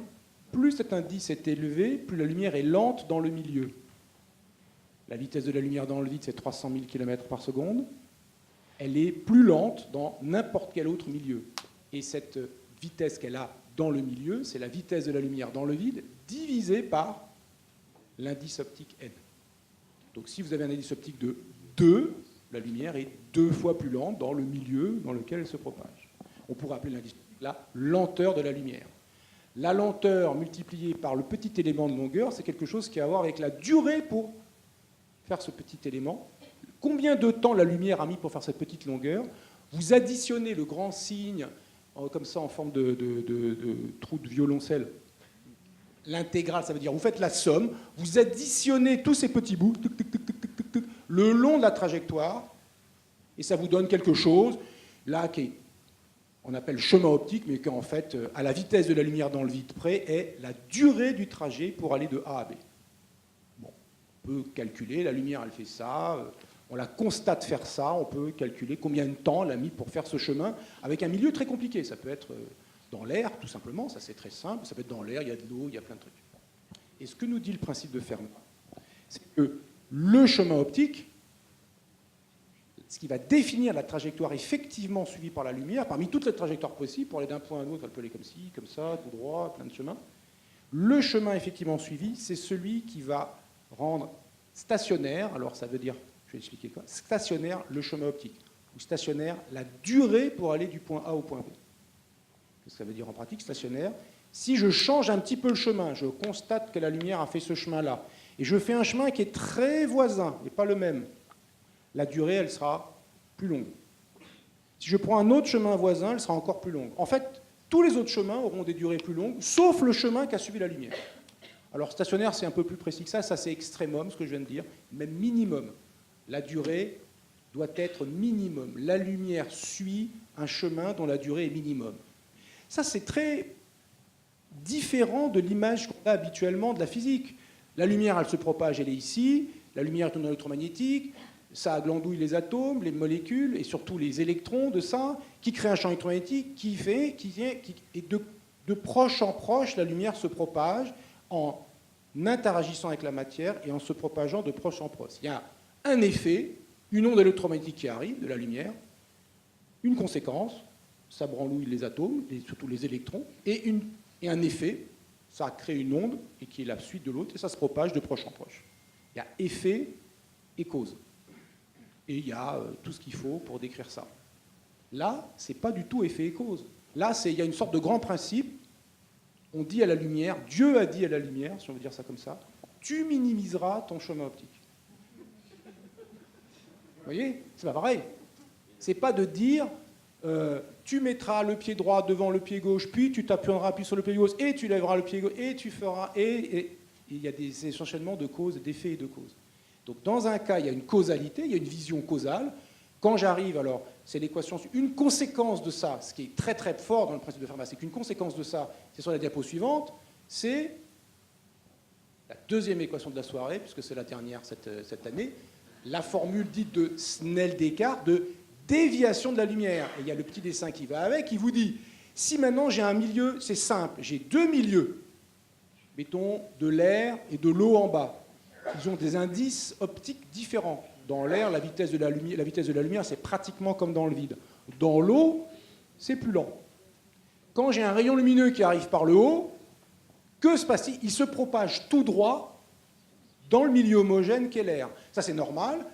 le chemin le plus rapide pour aller d'un point à un autre dans un milieu homogène, c'est la ligne droite. Donc le chemin est en ligne droite. Une conséquence directe du principe de Fermat, la lumière se propage en ligne droite dans un milieu homogène. Quand elle arrive à l'interface, qu'est-ce qui se passe? Elle rentre dans un nouveau milieu.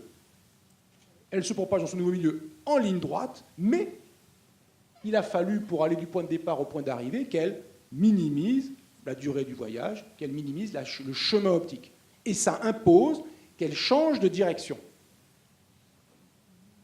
Ça a l'air un peu incroyable. Hein. Ça veut dire, dit autrement, si en haut c'est la plage et en bas c'est l'eau, si au point de départ c'est vous et au point d'arrivée c'est quelqu'un qui se noie, et que vous voulez aller le plus vite possible vers la personne qui se noie, les réponses naturelles qui est « je vais tout droit vers la plage et je nage vers la personne » ou « je vais tout droit vers la personne et quand j'arrive à la plage, je continue à nager » ne sont pas les réponses optimum en durée. Parce que vous ne courez pas, bien sûr, aussi vite que vous nagez. La réponse optimum, c'est ça. Ce n'est pas du tout intuitif. Ça se démontre, Descartes l'a montré, Snell l'a montré, ils l'ont montré d'ailleurs en même temps, on a souvent dit Descartes, maintenant on met les deux à la fois, et il y a cette formule, elle se comprend de façon causale. Il y a une cause, un changement de milieu, il y a un effet, un changement de direction de la lumière. Si vous avez un milieu qui est plus compliqué, c'est-à-dire qui varie tout le temps, vous imaginez comme plein de petites couches, de couches très fines, empilées les unes sur les autres, dont chaque petite couche, l'indice est différent, et vous avez les rayons déviés, comme par exemple les rayons lumineux qui sont courbés par l'atmosphère de la Terre et qui donnent lieu à ce qu'on appelle la réfraction astronomique. Le fait que quand le Soleil, vous le voyez couché, il est tangent à l'horizon, vous dites « Ah, il commence à se coucher ». La réponse est non. Géométriquement, le Soleil est exactement sur l'horizon, tangent sur l'horizon. Mais vous le voyez encore parce que les rayons lumineux sont courbés par l'atmosphère de la Terre. Et l'atmosphère n'a pas la même densité, la même température, et donc le même indice optique en fonction de l'altitude.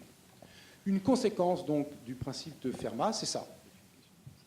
Une dernière conséquence, c'est, puisqu'il s'agit de minimiser le temps de parcours ou le chemin optique d'un point à un autre, si vous pouvez aller de A à B, si la lumière peut aller de A à B, elle peut aller de B à A, qu'on appelle le principe du retour inverse de la lumière. Si je vous vois, alors vous me voyez. S'il y a un rayon qui va de mon œil, si je veux dire, enfin de vous à mon œil, et il va de mon œil à vous. Il y a le même rayon dans l'autre sens. Donc, de ce simple principe, il y a trois lois très bien connues, le principe du retour inverse, la réfraction, la propagation en ligne droite de la lumière, qui se déduisent d'un seul principe. Et beaucoup plus fort, ce principe-là, il a été généralisé. La nature agit par les voies les plus économes. Voilà une façon d'écrire par Maupertuis au XVIIIe siècle. Il a été mathématisé pour l'optique, pour la mécanique, et même c'est maintenant le principe fondateur de toute la physique théorique moderne. Il existe une quantité qui, de manière générale, s'appelle action, A-C-T-I-O-N, comme une action. Et cette quantité qui s'appelle action, dans le cas de la lumière, c'est le chemin optique. Dans le cas d'une particule, un électron qui se déplace comme ça, c'est l'intégrale, le signe qu'on a dit, l'intégrale de l'énergie cinétique, l'énergie potentielle. Dans le cas de la physique de particules modernes, c'est le Lagrangien, c'est l'intégrale du Lagrangien du modèle standard qui fait une page. Donc c'est un truc long et qui tient compte de tout le bazar. Et la nature dit, tu minimiseras l'action. C'est une façon équivalente de parler de cause et effet. Alors, dans la nouvelle, là où c'est très intéressant, c'est que la linguiste, on lui dit, ils ont réagi à un principe physique qu'on a construit comme équivalent à cause et effet, mais plus tard, et qui a posé des problèmes aux physiciens. Planck, il était vert quand il a entendu que ça marchait, ce truc-là. Max Planck était vert. Ça veut dire qu'il y a un dieu organisateur. Comment la lumière, elle sait où elle doit arriver pour minimiser son chemin? D'accord, on a l'impression qu'il y a un principe finaliste derrière. Enfin, c'est une tuerie pour les physiciens. Ça ne va pas du tout, quoi. Alors, ils s'en sont débarrassés, disons, pour faire rapidement, en disant, bon, c'est une formulation mathématiquement équivalente, mais on garde cause et effet. Mais là, on pourrait imaginer, c'est ce qui est suggéré dans la nouvelle, que les heptapodes ont compris la physique d'abord par les principes d'extrémum, et ils ont fait, on ne sait pas quoi avec, mais d'abord par les principes d'extrémum. Et comme ils ont compris la physique comme ça, ils ont forgé Sapir-Whorf dans leur mental comme ça, et ils ont besoin de savoir où ils vont avant de dire quelque chose. Ils ont besoin de connaître, quand ils vont exprimer une phrase sur le réel, toutes les conséquences de cette phrase, et de l'exprimer dans une phrase qui commence nulle part. Et donc ils font un truc en cercle parce que ça les aide un peu. Puis pour nous, on a l'impression que c'est la classe quand même. D'accord, donc, et puis ça bouge, c'est assez chouette. Il faut reconnaître que de ce point de vue-là, visuellement, c'est chouette. Donc ça, c'est vraiment bien. Dans le film, on voit cette visualisation en encre de Chine, en encre de poulpe. C'est magnifique, qui n'est que évoqué dans le livre, on le voit. Alors que dans le film, pourquoi c'est un physicien, on s'en fout. Ce qui compte, c'est que ce soit un mec et qu'il puisse interagir avec la linguiste pour faire le sidekick. Mais là, dans la texte, c'est absolument fondamental. Il passe 2 pages, elle a expliqué ce que c'est le principe de Fermat et toutes ses conséquences. Elle dit « Ah, mais j'ai pigé. Si c'est comme ça, c'est parce qu'ils comprennent le temps différemment et qu'ils envisagent les phrases de façon circulaire. Parce qu'ils envisagent, ils ont comme un finalisme, ils savent déjà les choses. D'ailleurs, dans le film, ça on le voit bien, son destin, elle a un destin, cette femme. C'est déjà écrit. Elle aura cette fille avec ce mec et la fille mourra de cette maladie et elle peut juste que vivre les événements. Le futur est déjà écrit. Et alors, t'as des citations, Hugo, mais j'en ai une aussi. Voilà, la citation dans le bouquin, il y a un extrait où il explique comment la physique humaine fonctionne. Il dit qu'il y a la cause et les effets, il dit, je cite, « Cause et effet s'enchaînent, créant une sorte de réaction en chaîne qui va du passé vers le futur. » Alors que ce que font les heptapodes, les humains avaient acquis un mode de conscience séquentiel, les causes et les effets, les causes et les effets, les causes et les effets. Donc les humains avaient acquis un mode de conscience séquentiel, les heptapodes un mode de conscience simultané. Nous faisions l'expérience des événements dans un certain ordre et nous percevions leur relation comme une relation de cause à effet. Les heptapodes faisaient l'expérience de tous les événements à la fois et ils percevaient un objectif sous-jacent au tout. Et donc c'est cette structure langagière-là qui est transmise dans le livre. Il pousse vraiment à fond 2 choses. Ted Chiang, qui est un malin, c'est un très bon auteur de SF américain, très très bon, à la fois des hypothèses de linguistique qui poussent vraiment dans le retranchement, pour dire le moins, mais aussi, y compris l'idée qu'il y a un finalisme, enfin que les lois de la physique, on aurait pu les découvrir dans un autre sens, les écrire dans un autre sens, et puis de les penser de façon complètement finaliste, et pas du tout du point de vue cause et effet. Et donc c'est ça qui est vraiment intéressant dans la nouvelle, qui justifie que ce soit un physicien. Ça ne peut pas être autre chose qu'un physicien, pour le coup. Un garçon, parce qu'il faut bien que la biologie fonctionne, et un physicien. Pas un archéologue ou un anthropologue ou je ne sais pas quoi, ou un sidekick quelconque. Hein, c'est un physicien. Voilà, tu veux rajouter, Hugo? Donc il y a une bonne combo, j'ai rien dit, Valentina. On est mûrs pour aller bosser. S'ils déboulent. Quand ils arrivent, c'est nous, on est d'accord. Je vous donne juste la citation, parce qu'en fait, tu viens d'expliquer exactement ce qu'il y a dans la nouvelle, et encore mieux. Mais il y a eu une petite citation qui est intéressante. Donc, il lui explique effectivement le principe de Fermat. Et après, c'est elle qui dit, donc juste la phrase de la nouvelle. Donc, ils sont en train de dialoguer autour d'un thé, et ils s'expliquent voilà, tout ce que tu viens de dire, Roland. Et il dit voilà. Et puis elle explique, j'ai pensé... Le rayon lumineux doit savoir où il aboutira avant de pouvoir choisir la direction qu'il devra emprunter. Et c'est elle qui transcrit ce principe. Donc voilà, il devra savoir. Et donc elle déduit que il faut qu'il connaisse le futur pour savoir où il va. Exactement. Et donc elle dit, il y a aussi cette citation, le mode sémasiographique, donc le truc qui fait chef, on a compris, les dessins. Le mode des dessins convenait mieux à une espèce au mode de conscience simultané pour lequel le discours tenait lieu de goulets d'étranglement, a exigé que chaque mot suive le précédent. Avec l'écriture, par contre, tous les signes portés sur une page étaient visibles en même temps. Pourquoi enfermer l'écriture dans une camisole glottographique, requérir d'elle le caractère séquentiel du discours? Donc là, l'idée, elle est marrante, c'est au lieu de faire des phrases, on peut les écrire comme Apollinaire, faire des plans, au lieu de faire des phrases linéaires de haut, de droite, gauche, enfin tout le monde se démerde avec sa direction, on fait carrément bidimensionnel. On a un discours qui est explicitement bidimensionnel. C'est-à-dire, ça écrit et ça se lit, démerdez-vous. Et je ne sais pas si ça existe comme ça. Le Maya, ça fait un peu curieux, le Maya. Au début, on a pensé que c'était des dessins, je pense, avant de décrypter. Comment on a compris le Maya, d'ailleurs? Comment ça s'est passé, cette affaire? Parce que c'est très différent. L'écriture maya, oui, elle est assez différente.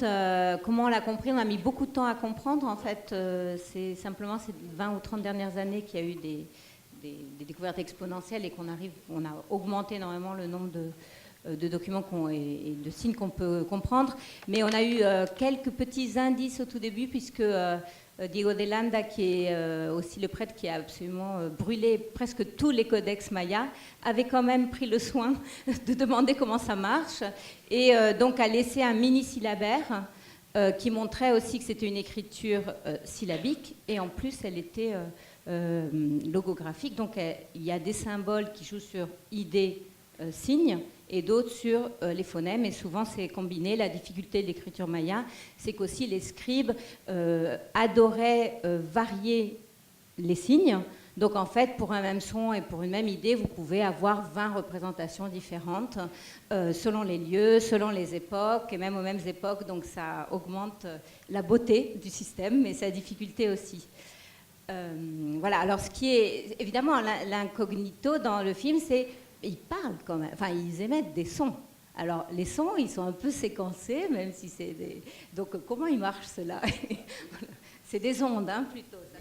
C'est des ondes sonores. Ils font un peu baleine. C'est vrai que ça évoque les baleines, ça fait ondes sonores. Là, c'est peut-être pour Passe-moi le sel, et t'as vu comme ils sont ridicules avec leur combinaison orange. Mais voilà, pour les trucs sérieux, ils ont leur système sérieux. Mais voilà, donc c'était ça l'équation du soir.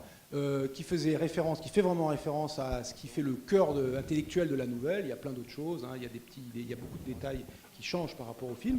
Il y a le cœur est le même. Vous avez vu le film, vous avez essentiellement, je vous ai rien spoilé sur ce qui se passe dans la nouvelle. Tout est dans le film, mais il n'y a pas les Chinois et il y a la physique en plus. Voilà. Bien, comme on a un esprit séquentiel.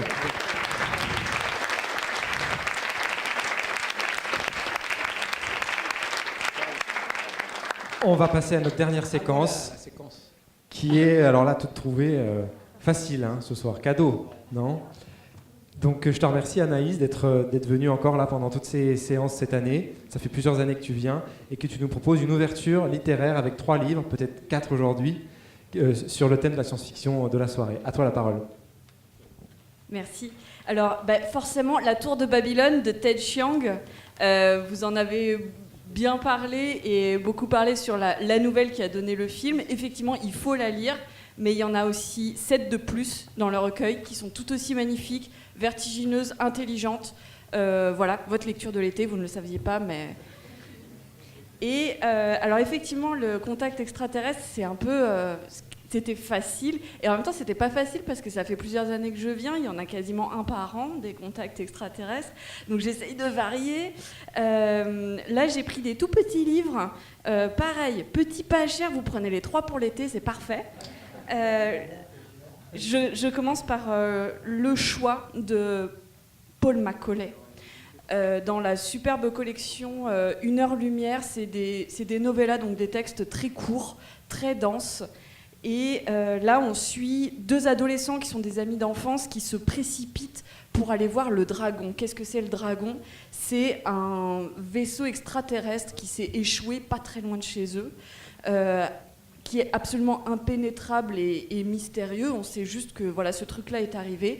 Alors, c'est pas nouveau dans le contexte du livre, mais c'est hyper rare pour des ados qui vivent dans des mobil-homes.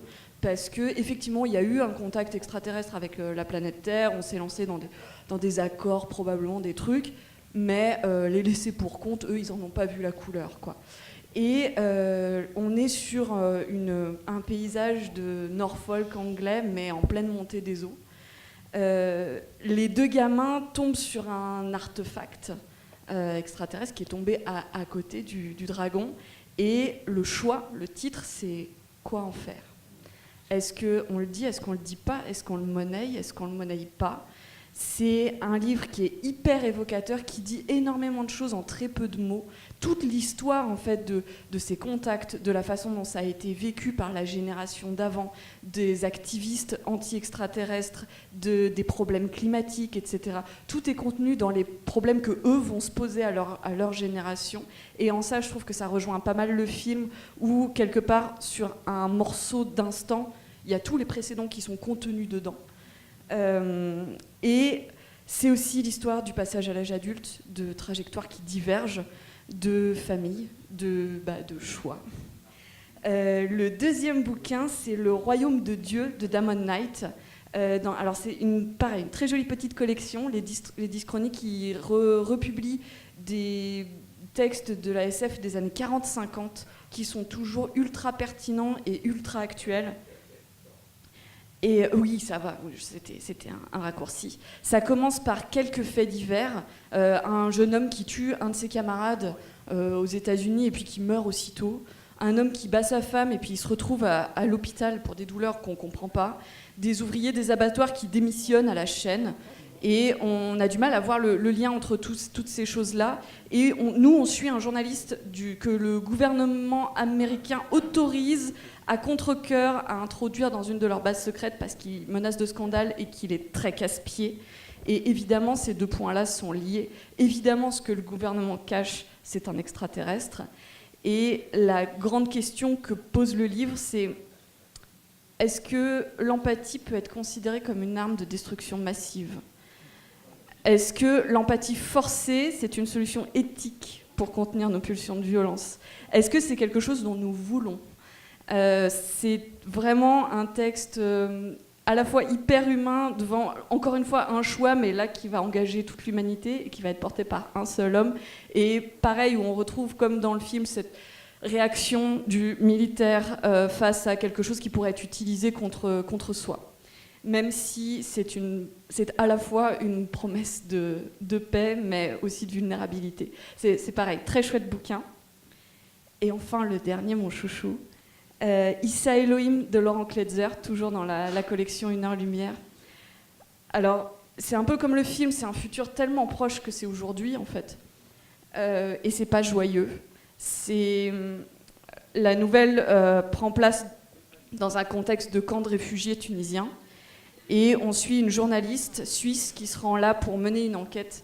Elle ne va pas mener une enquête sur le camp à proprement parler, ou ni sur les réfugiés, mais elle a appris que dans ce camp est apparu un Elohim. Qu'est-ce que c'est un Elohim ? Si vous avez lu Vostok, que j'avais déjà présenté, de Laurent Kletzer, vous saurez. Si vous avez lu Anamnèse de Lady Star, vous savez aussi. Les Elohim, c'est des êtres très étranges qui hantent les romans des Kletzer. Ils se disent venus d'ailleurs, ils s'incarnent aléatoirement, ils disparaissent pareil. Ils s'attachent à quelques personnes qui croient en eux, on ne sait pas bien comment. Et on ne sait pas ce qu'ils sont, on ne sait pas ce qu'ils veulent, on ne sait pas d'où ils viennent, on ne sait pas vraiment s'ils existent. Et Issa Elohim, c'est l'histoire d'une ambiguïté, en fait, de ce contact-là. Dans un monde aussi ras de terre que le nôtre, est-ce qu'on peut encore croire aux extraterrestres ? C'est aussi un genre d'épiphanie, un coup de foudre pour la journaliste, c'est une histoire de migrants, de ceux d'aujourd'hui. C'est un texte qui sonne très juste, très sobre, qui est hyper émouvant, hyper efficace. C'est une très belle entrée dans l'univers des Kletzer. Si vous n'avez pas encore lu Vostok, et vous ne le savez pas, c'est votre livre de l'été aussi, vous pouvez commencer par Issa Elohim. C'est vraiment à lire absolument.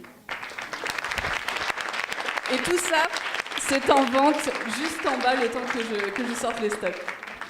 Merci Anaïs, encore des beaux voyages. Merci Valentina, merci Hugo, merci Roland, merci à vous, on peut vous applaudir.